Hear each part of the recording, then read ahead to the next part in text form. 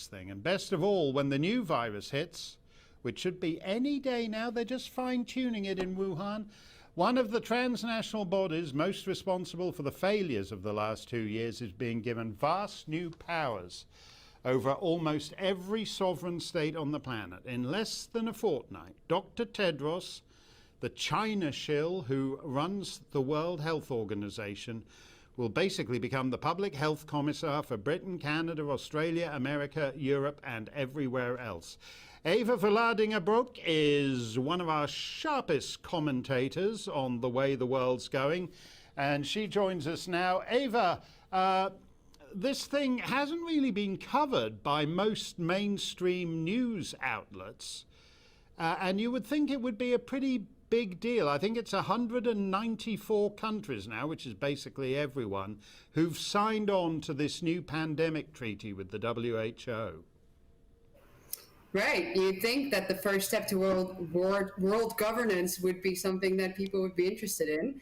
But as per usual, the whole thing surrounding this is that this is not a democratic process. This is something that is diametrically opposed to the democratic process. And that's why we're not hearing about it. Because what they're doing now, they're working on a treaty of which we will see the first draft on August 1st of this year, which is called the World Health Organization Pandemic Treaty, which, as you said rightfully, will be a legally binding treaty for practically every single nation on the earth. So once a new pandemic hits, and those are their words, not mine, we will have a united response to how to deal with the pandemic, meaning that there will be this organization that is not democratically elected, that we didn't vote for. We don't even know exactly who is in it or who we can hold accountable for the things that they will impose on us, is going to basically create laws that will decide how our respective nations are going to respond to a new crisis, a new pandemic. So this is huge news and it's very dangerous, but as indeed, we're not hearing anything about it. No, and as you say, I don't know if you object to it. I don't know where you go to. What polling station do you go to vote out Dr. Tedros? There isn't one anywhere on the planet.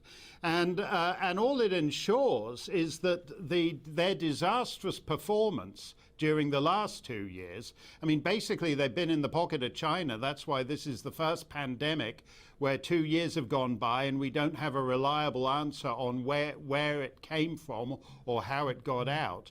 Basically, the guys who are in the pocket from China are now going to be running pandemic policy for North America, Europe, Australia, and everywhere else.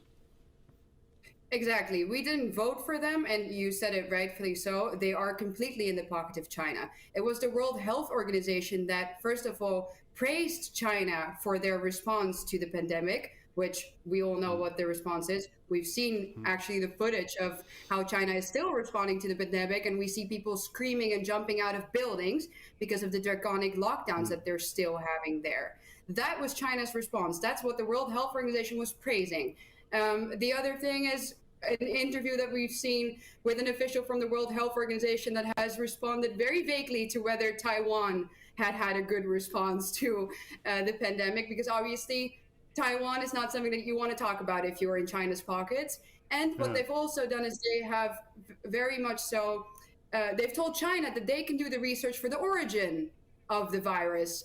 So yeah, is China going to incriminate themselves? I don't think so. So the ties with China are very clear. Lockdowns will definitely probably be something that we can see in this treaty as one of the responses, of course, to the new pandemic. It's almost like the holy trinity of the world governments is a lockdown, vaccine, and surveillance app. And well, the EU being a very big partner in this new treaty, the European Commission is a partner to draft this new treaty. Wants a digital ID, as we've talked about. So we can be sure that that's something that's going to be in there under the guise of data sharing. And then another interesting element to all of this is that the Bill and Melinda Gates Foundation is the largest financial donor to the World Health Organization. So we see three major stakeholders here that I don't want ruling my life, but they will be doing exactly that, and they will have the legal powers to do it without us being able to say, hey, we don't want this. we're going to vote you out, because we can't vote them out. So we can't hold them accountable for the things that they will impose on us. And I don't think it's going to be any fun. No, and I have no idea why Bill Gates gets a bigger say than millions and millions of people in supposedly free societies. I don't know why Bill Gates is suddenly the big expert on viruses. When he ran Microsoft, he couldn't keep viruses out of Windows 98, but he's now the biggest genius on the planet when it comes to keeping viruses out of real life. This is a terrible thing.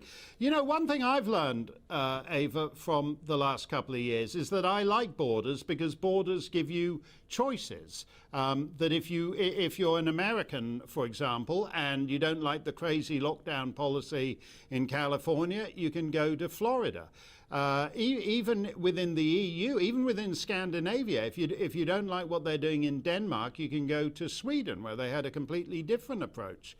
And I would think that in the next and that's even true between England and Scotland, Northern Ireland and Wales, which were all much heavier-handed lockdowns. I would love it if the next time one of these things is unleashed by China, we actually had more choices in the approach to dealing with it, rather than a one-size-fits-all thing for the entire planet.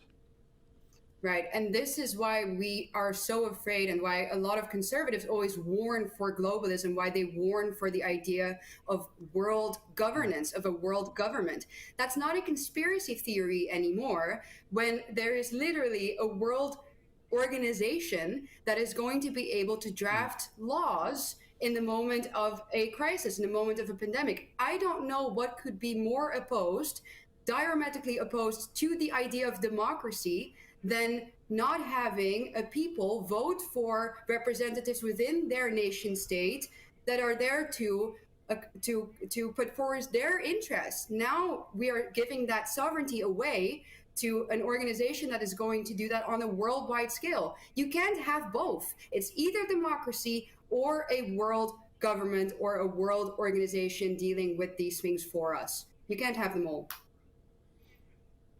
Yeah, that's very well put, Ava. I wonder, do you think, when you look at all these trends, the digital identity, the WHO globalization of public health, when you put them all together, do you think we are actually moving into a post-democratic era?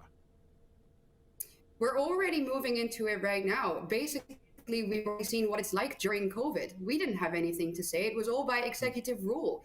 And in that case, it was from our governments. But now we're moving towards something that is so big that it's almost impossible to end this, it seems. Once you start looking into this, as we just said, the EU is in it. China is in it.